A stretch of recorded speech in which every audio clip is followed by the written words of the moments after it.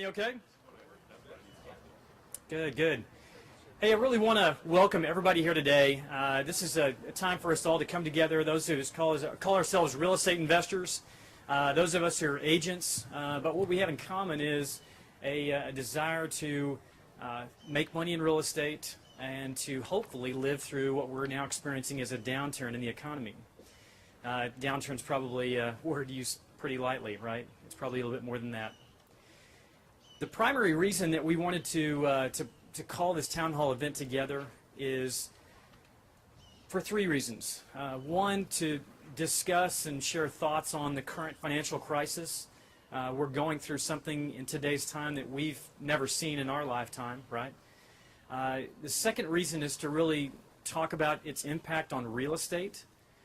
And third is to hopefully leave you guys with a game plan moving forward.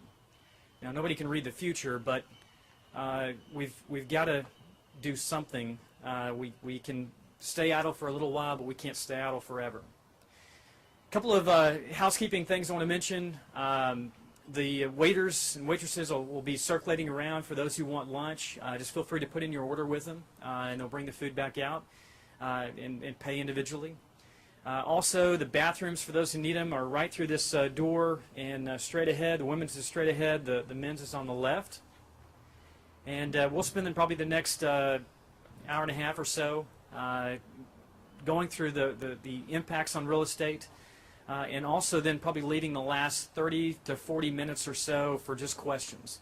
So I would say if you've got something that's really burning on your mind while one of our speakers is up here, definitely feel free to raise your hand and go ahead and ask it.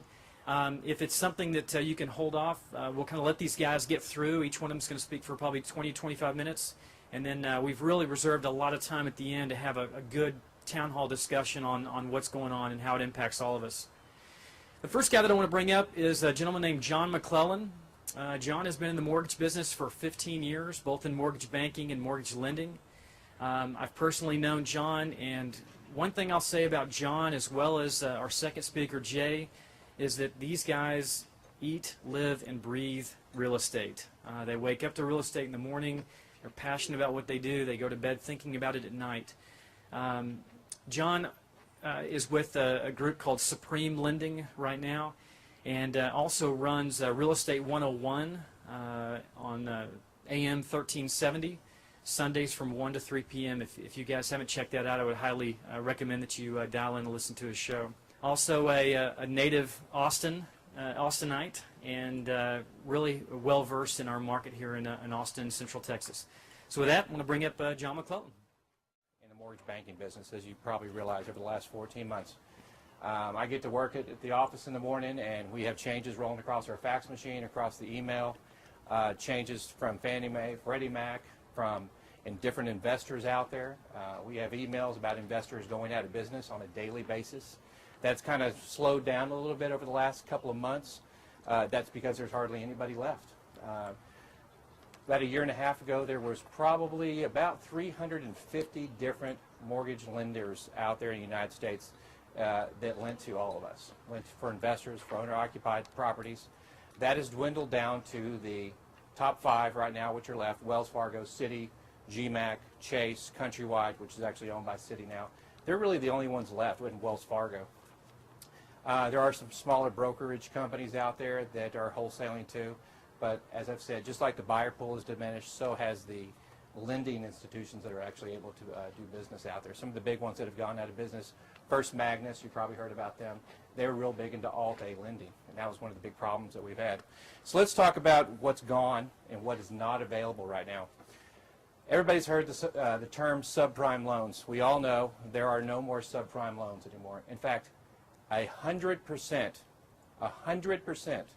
of the companies who were doing subprime loans in the past are now gone. And when I mean every single one of them, I mean every one of them is completely out of business right now. Those are the loans that are clogging up the financial markets, those in Alt-A loans too. Alt-A loans, those are completely gone now. Alt-A loans are the types of loans that were stated income, stated asset, zero down payment on an investment property loan, no docs, no assets, some of the, to give you an example of what we had about a year and a half ago, there was a company out there that would allow an investor who had never owned an investment property, that had a 620 credit score, they would let you go and buy a fourplex with no money down and let the buyer pay all your closing costs for you. I mean, the seller pay all your closing costs for you. 620 credit score, fourplex, no money down, no income, no asset. You wonder why they even stayed in business at all, why they're out of business right now. Crazy, crazy programs like that are completely gone. So, Alt-A, that's completely gone. Zero down conventional financing is also gone. Not just for investors, but for owner-occupied units on the conventional side. There are some government programs that I'm going to talk about in just a few minutes, but on the conventional lending side, there is one program out there that allows for zero down financing, but it's not very affordable. The rates are in the high sevens, real high mortgage insurance, actually has a community second with it. A little bit difficult to do. Not a lot of people qualify for it, so I'm not going to talk about it really. Just think that there are no more zero down conventional loans out there anymore. You have to put down at least 3% on conventional loans. Low interest rates, no matter what your score. In the past, if you had a 600 credit score, or an 850 credit score, excuse me, or an 850 credit score, your interest rate was exactly the same. Fannie Mae and Freddie Mac have instituted pricing tiers on their interest rates. So if you have a 740 or lower credit, or 739 or lower credit score, you're going to have a worse rate than what market shows right now. 739 or lower, and it's tiered down in 20% in 20-point increments. So a person who has a 750 credit score, they could have a 6% rate today. A person that has a 620 credit score is probably going to have a rate that's at least a half a point to 3/4 of a point higher. What does that mean to you? That means that those people with those lower credit scores, harder for them to qualify, debt ratios and things like that. So they're going to have a higher rate.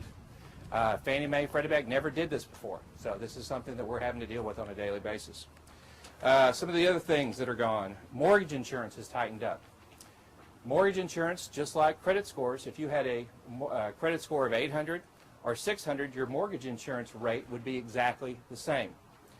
Now, if you have less than a 660 credit score, your mortgage insurance can be triple that of somebody with higher than a 660 credit score. Triple. So on a $150,000, $200,000 house, that can mean the difference between a $100 a month mortgage insurance payment or a $300 a month mortgage insurance payment. That is not affordable. A lot of people will not be choosing that financing aspect of it. What are some of the other things that have gone away? Y'all have probably all heard about this. Fannie Mae and Freddie Mac instituted no more than 4 properties financed if you're buying an investment property or refinancing an investment property. Anybody here not heard that one yet? That has definitely taken back a lot of the investors out there that thought the rule was 10. In fact, in the past, with some of the Alt-A lending that we had, you could have unlimited properties. So now we've gone from unlimited properties a year and a half ago down to 10, and now down to 4 properties financed while buying an investment property. Now, if you're buying a primary residence, you can still have up to 10 properties financed when buying a primary residence. So that has affected a lot of people's exit strategy out there when it comes to rolling the whole house over into their own name to hold it for permanent financing. If you have already 4 properties financed as an investment property, you're not going to be able to get permanent financing for that investment property unless you do a non-recourse loan, which the LTVs are a lot lower on non-recourse loans and the rates are a little bit higher too. What else we got? If you buy a rehab and you're looking to fix up a rehab and you go out and buy it, then you start doing the work on it to fix it up because your exit strategy is to sell it in about 8 months. As you start fixing it up, you list that property for sale in the Austin MLS.